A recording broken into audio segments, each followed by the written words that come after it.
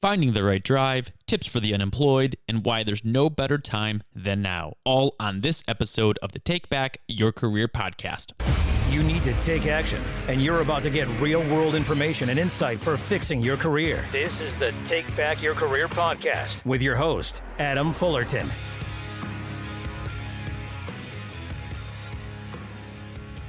Hey everybody, welcome to another episode of the Take Back Your Career podcast, which is dedicated to helping professionals find happiness, fulfillment, and financial security in the work that they do. And if you're new here, you'll learn that we like to do this by interviewing real experts who can provide actionable ideas which can produce real results for you. And today we have on Jessica Sweet, who has over 20 years of combined experience as both a therapist and a certified career coach.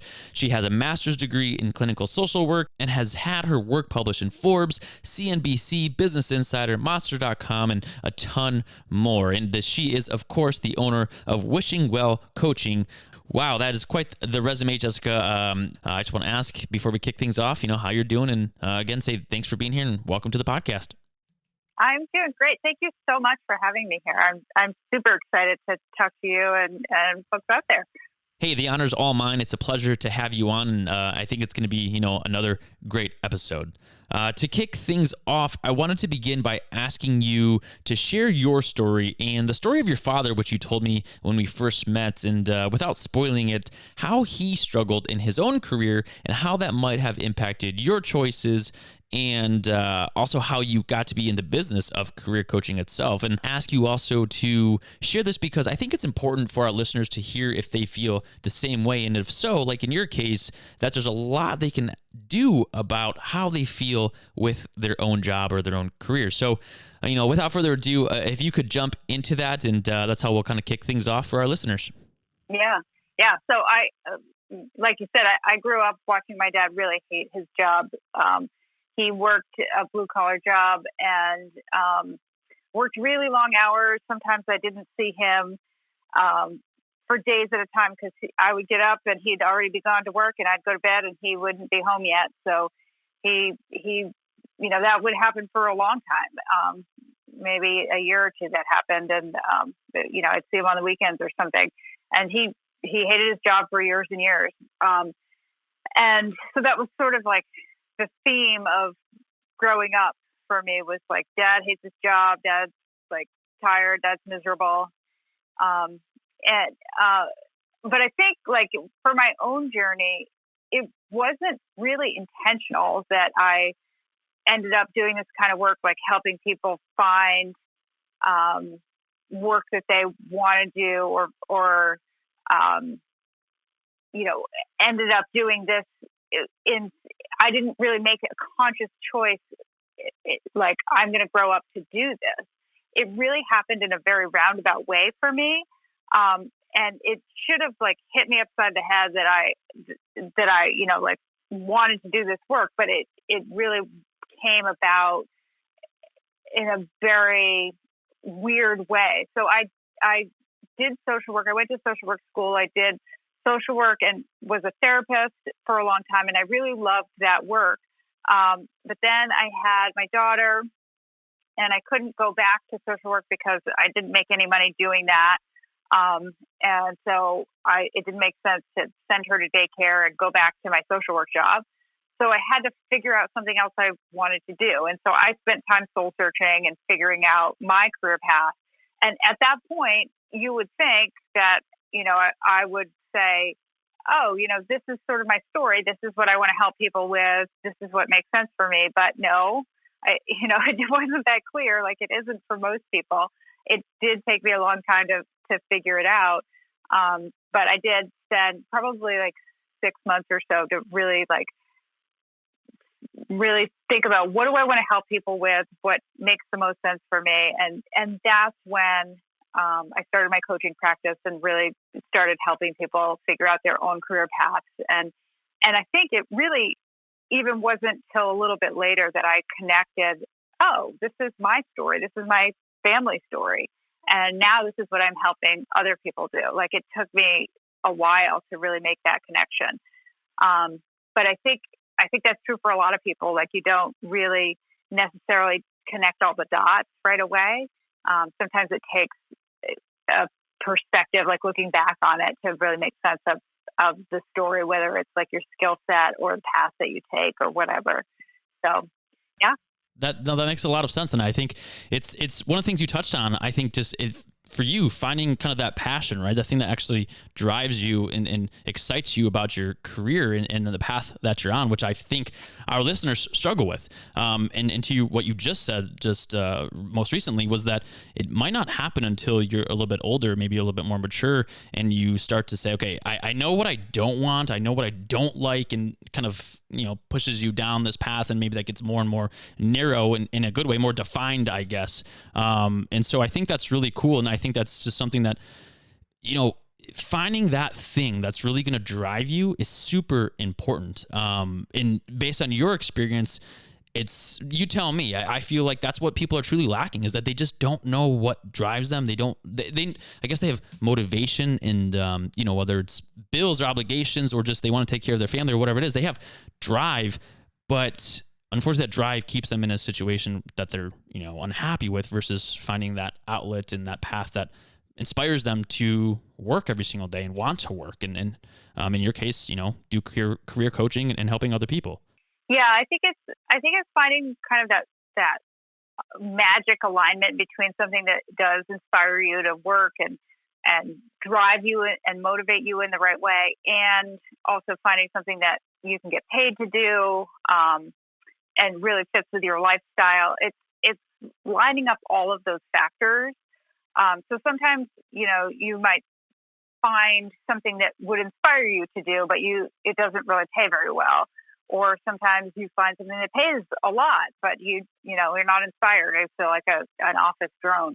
So it's finding all of those factors, understanding what they are, and then being able to align them so that it really all just gels. Yeah. That does make sense to me.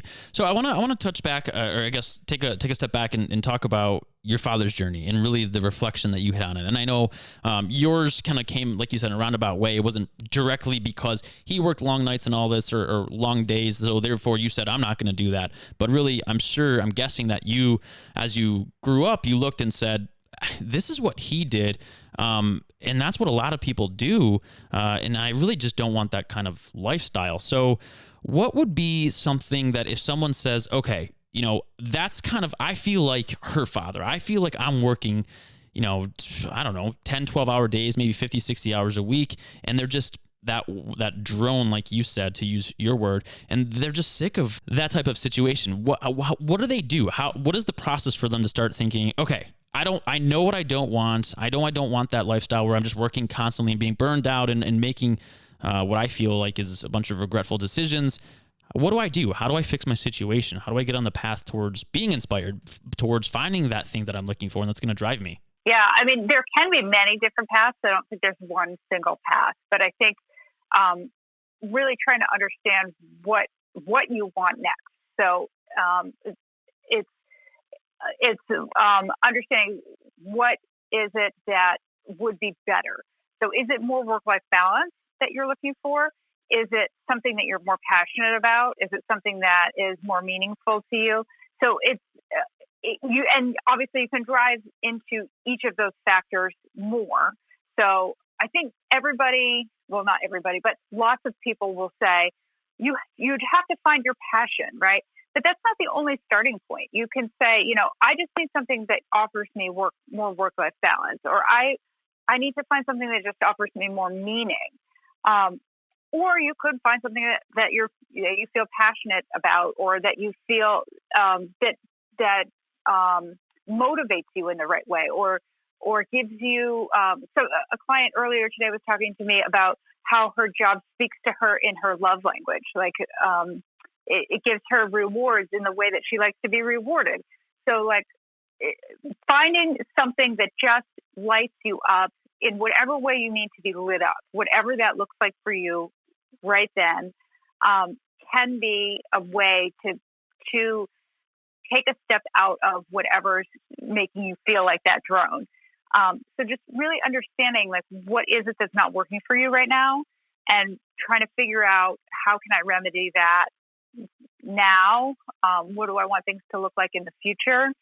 But it's really about asking those questions and trying to understand that for yourself and not just applying that one size fits all, like, what's my passion? Because that's not what works for everybody. And I find that a lot of people spend a lot of time banging their head against the wall, trying to find passion when that's not the only thing that you need to be looking at.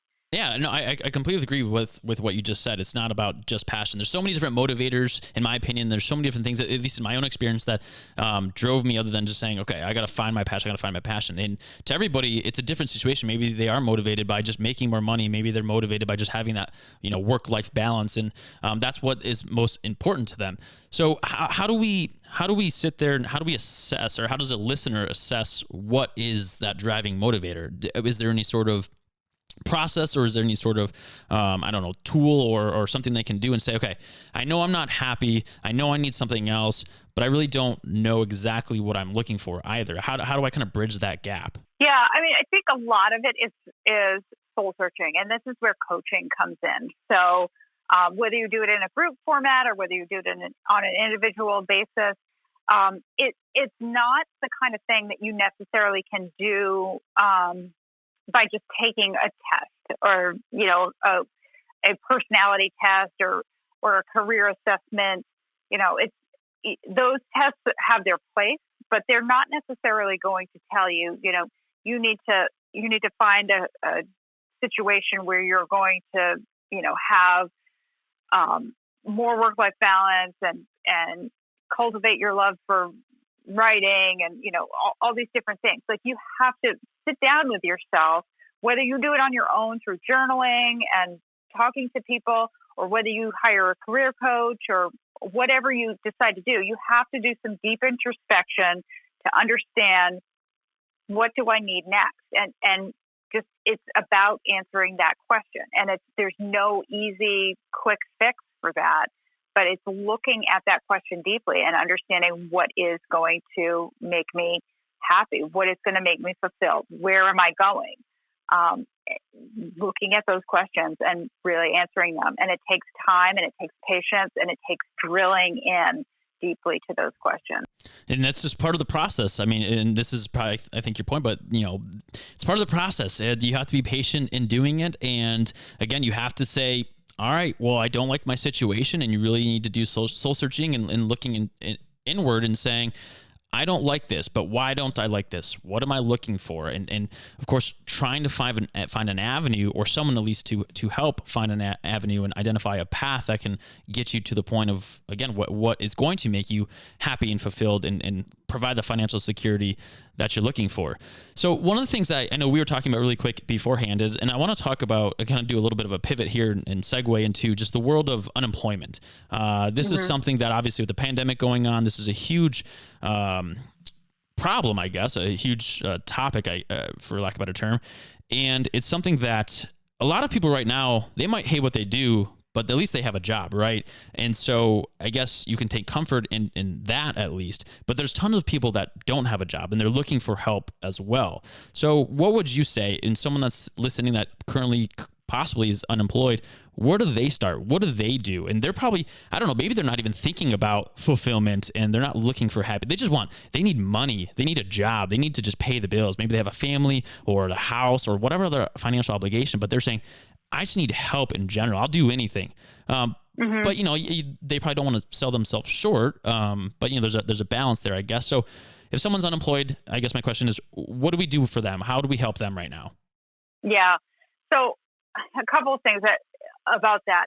One, a little bit off topic, but just a point I want to bring up related to that is, when the whole pandemic first started, I was really shocked by how many people called me who were still employed, but wanted to change their jobs because they were looking for more meaning and more happiness in their work. So I was really surprised that even with all the craziness going on, that there were still a lot of people who were willing to let go of a job because they realized in the moment of fear that there was something more important than the fear, and that was finding something fulfilling because life was short and unpredictable, and that they had realized it because of what was happening. So I think the reason I bring that up right now is to your point when you said don't sell yourself short. I think that even in moments of fear and extreme fear of, like needing money and whatever, you really should not sell yourself short.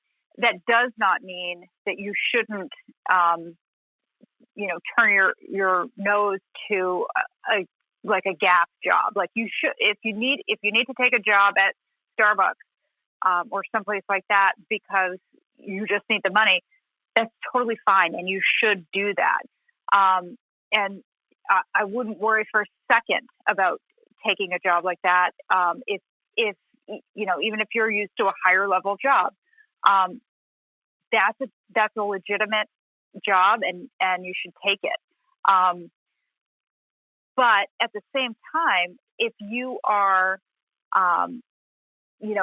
used to, a more corporate level job, you should still keep looking for that type of work at the same time. And you should focus on your transferable skills. If your industry got decimated, you should be looking closely at what your brand is. So what makes you different from other people who might do the same kind of work, or who have been doing that work for a long time while you're just entering that industry. So what makes you different? What makes you somebody that they should hire over somebody else who maybe has more experience? So really focusing on transferable skills, focusing on your brand, and taking another job in the meantime if you need to. Absolutely. And one thing I would touch on really quick is you said this at the beginning of your last comment, was that, at least in my opinion, with everybody, a lot of people, I guess, working from home, especially in the typical corporate role, there's a lot more time to reflect as well. I feel like people in the beginning watched their Netflix and did all that stuff constantly nonstop. And then eventually you're running out of shows. And then eventually like, okay, what else do I do next? And so from what I've heard in the conversations I've had thus far, both on and off this podcast, is that people have a lot more time, I guess, in their day to do self-reflection, even if they don't really want to. It's just happening naturally because they're kind of out of distractions. They've been on social media enough or whatever it might be, and now they sit there and say, "Wow, this is kind of what my career is. This is kind of what my life is." And I think people are truly looking for more than ever, more than I know, at least in recent history.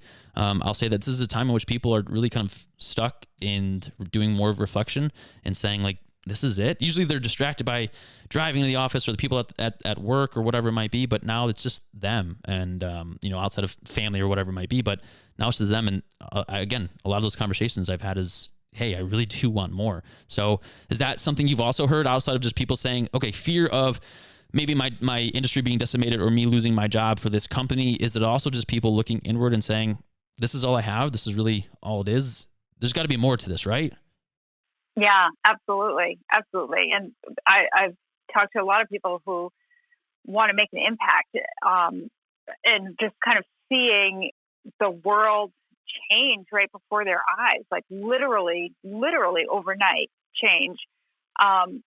And just living with the consequences of that, and wanting to be somebody who is kind of a force for good and doing something impactful rather than feeling like they're, doing something that just is inconsequential. So yeah, I have absolutely seen people just be way more introspective and feel like now is the time. If there ever was a time, now is it. Absolutely. And hopefully in doing, this episode and this podcast, we can help people who are sitting there and reflecting and saying like, there's got to be more, but again, how do I pivot? How do I change? How do I do something new? And hopefully we can help answer some of those questions through this conversation. So I wanted to jump back really quick to what we were talking about, unemployment. So again, if we have someone who's sitting there and maybe they are picking up just the whatever first job that pops up, you got bills or whatever it might be, you got to make some money, then so be it.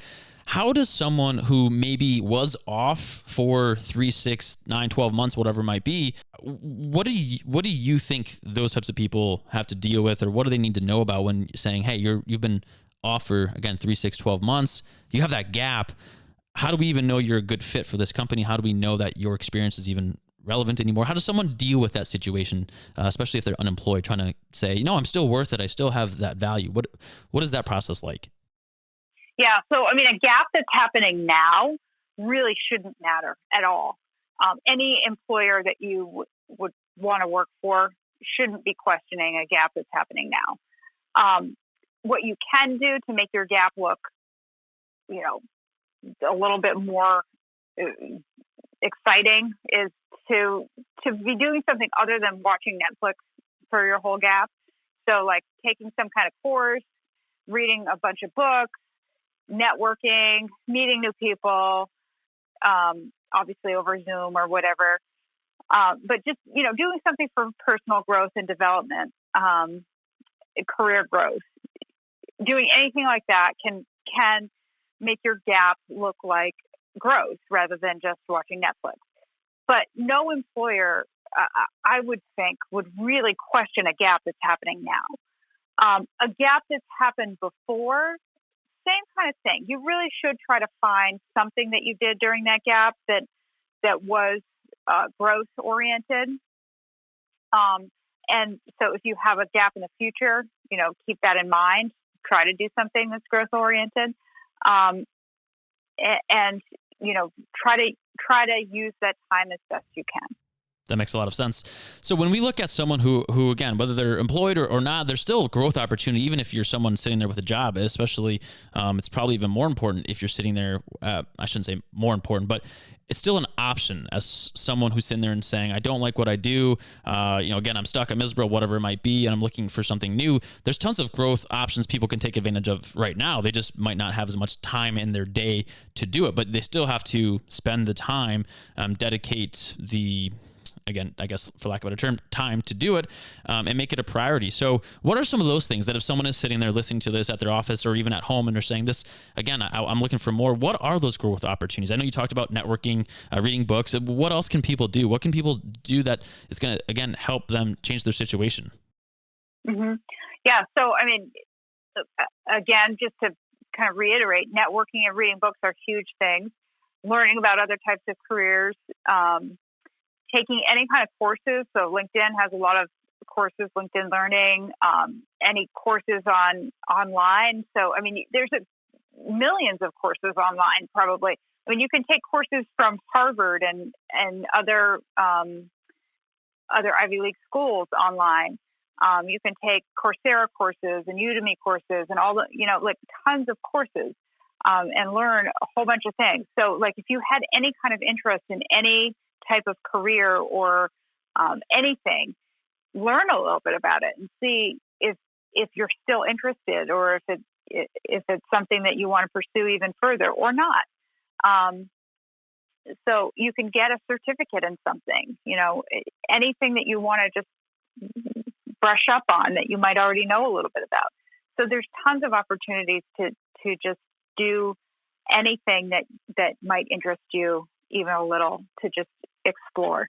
And that's a great way. It's a great way to see, like, because a lot of people come to me and say, well, I know that there might be some things that are relevant to what I've done that I could maybe do, but what if there's something else out there that I haven't even thought of that might be something that I could do? And you kind of have to start from where you are. You can't like just go through every single career that's out there and say, well, what if it's this? What if it's that? But if you spend time exploring and build skills in an area, then that becomes a possibility for you. So if you want to see if there's something out there that's like way out in left field, you have to go into left field and explore it. So that's a good way to do it. So then I really have just one last question for you. And based on, again, you just mentioned your experience and the people you worked with, how do they navigate that scenario altogether to figure out, okay, what is next? What do I need to do so that I can get from point A to point B, I guess?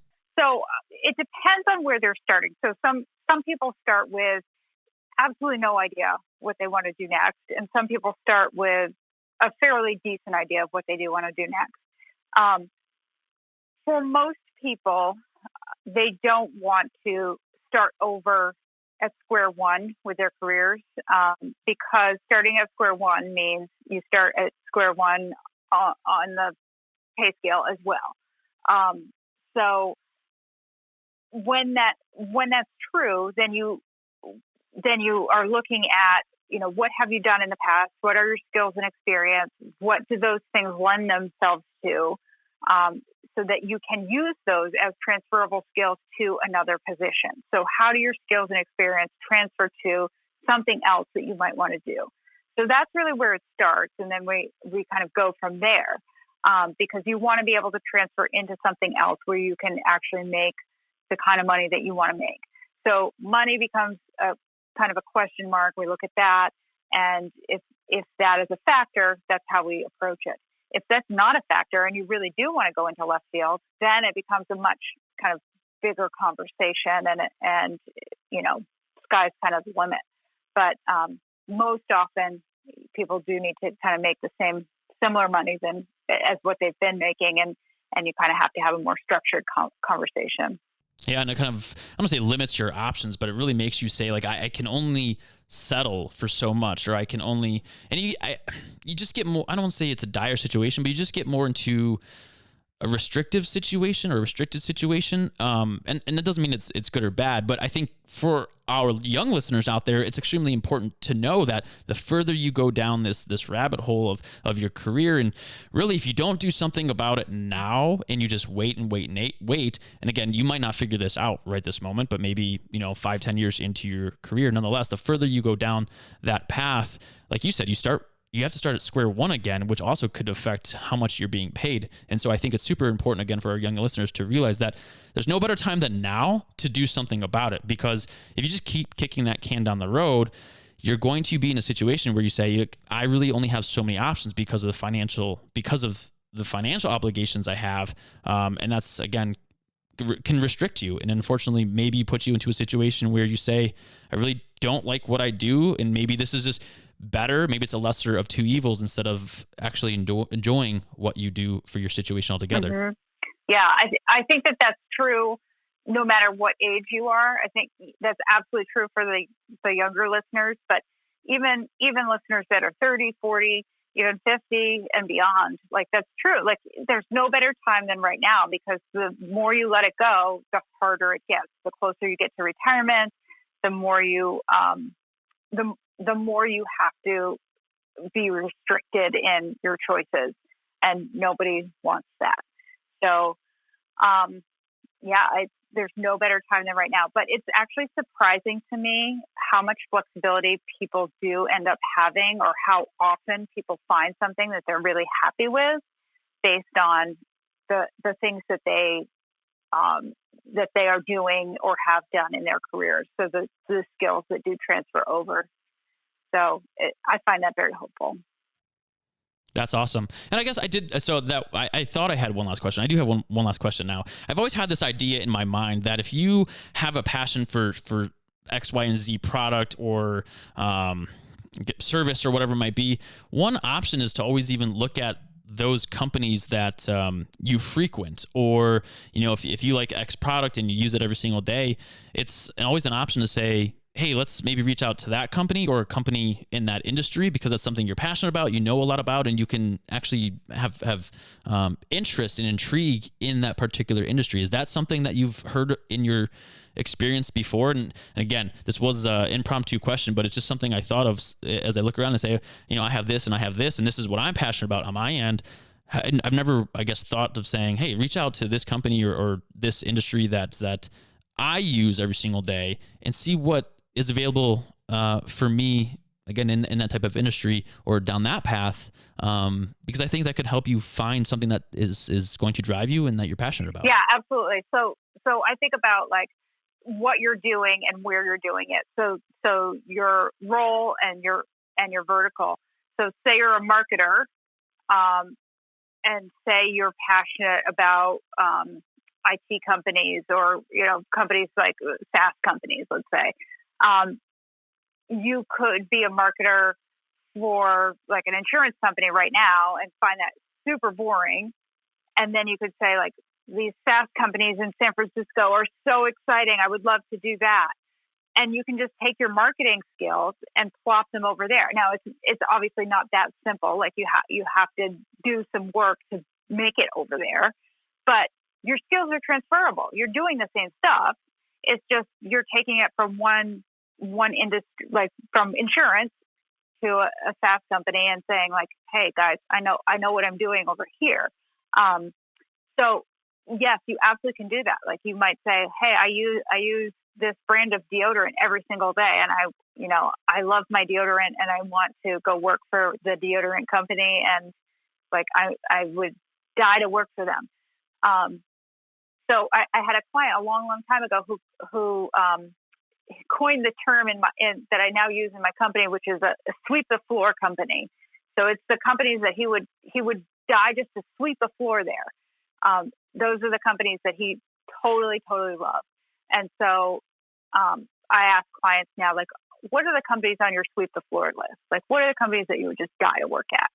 So yeah, any companies that you really just are super passionate about, where you could just take your existing skills, if you like what you do, but you just hate where you do it, and just plop those skills over there, that absolutely makes sense. It's not quite that simple. You have to network your way in a lot of times. You might have to hone certain different skills or up your game somewhere. But yeah, I mean, that's absolutely a strategy I use. And I'll say, I just want to leave this off with one last thought that I had, and I've been thinking about this recently, and feel free to give me your thoughts. But I think one of the biggest opportunities in this whole pandemic and this whole, I guess, pushing the technology forward in the sense that people can work from home and do kind of Zoom calls and all this stuff from home, is that it really opens up the talent pool to more than just those candidates in geographical vicinity of an office. So not, of course, every company is working full remote, but there are tons of them, especially the tech companies. They're very progressive in that nature.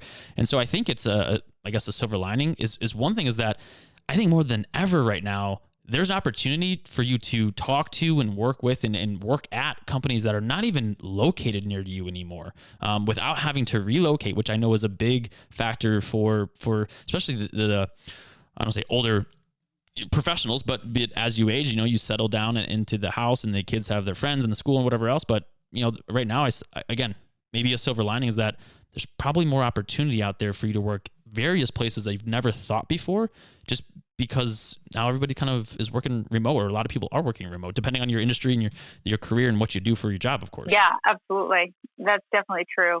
And it'll be interesting to see how that unfolds in the coming months and years even, because I think a lot of people might get the idea that they can, make a Boston or San Francisco or New York salary and live in Idaho, like that's cool, right?